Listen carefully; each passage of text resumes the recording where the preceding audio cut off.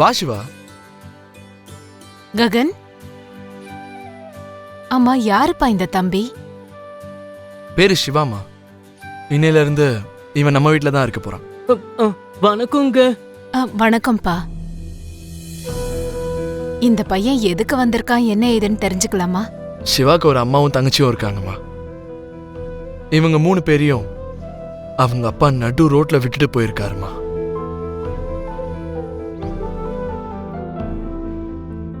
நம்ம கதை தான்மா.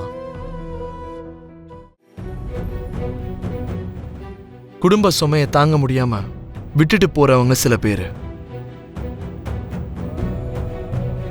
வேற ஒரு பொண்ணு மேல ஆசைப்பட்டு பணம் காசு சொகத்தெல்லாம் அனுபவிக்கிறதுக்காகவே விட்டுட்டு போறவங்க சில பேர்.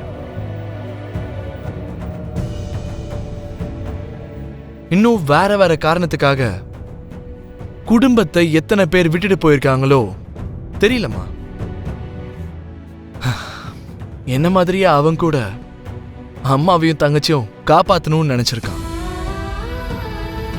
ஆனா துரதிருஷ்டவசமா சிவாக்கு பாரமா இருக்கக்கூடாதுன்னு அவங்க அம்மா தங்கச்சியை கூட்டிட்டு எங்கேயோ போயிட்டாங்க.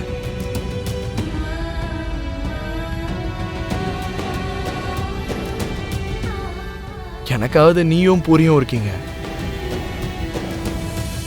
பாவம் சிவாவுக்கு யாருமா இருக்கா?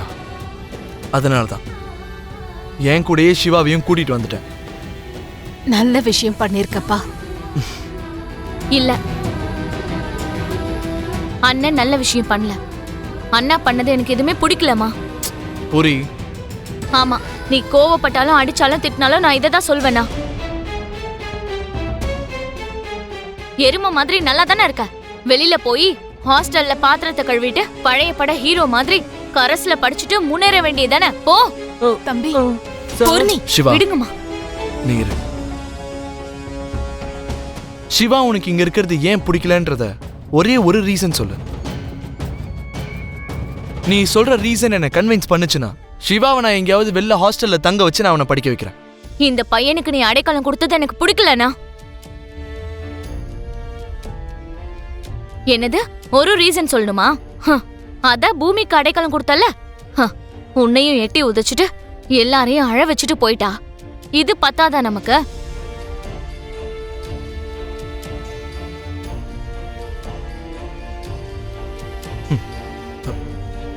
புரி, நம்ம 5 பேர்ல ஒரே மாதிரி இருக்கிறது இல்ல. எல்லாரும் ஒரே மாதிரி இருப்பாங்கன்னு நீ எப்படி எதிர்பார்க்கலாம்?